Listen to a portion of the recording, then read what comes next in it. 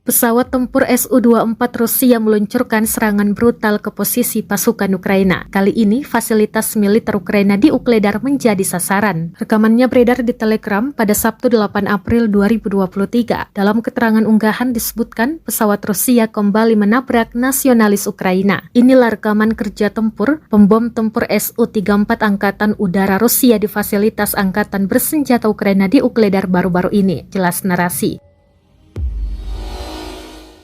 Namun tidak dirincikan total kerugian pasukan Ukraina dalam serangan kali ini. Rekamannya pun menuai berbagai komentar dari warganet. Hingga kini diketahui invasi Rusia ke Ukraina telah memasuki hari ke-410.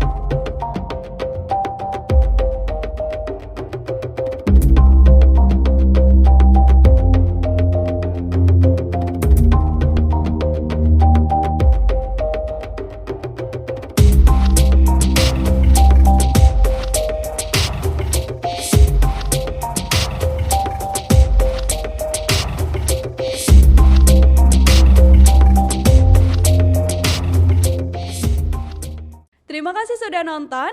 Jangan lupa like, subscribe, dan share ya.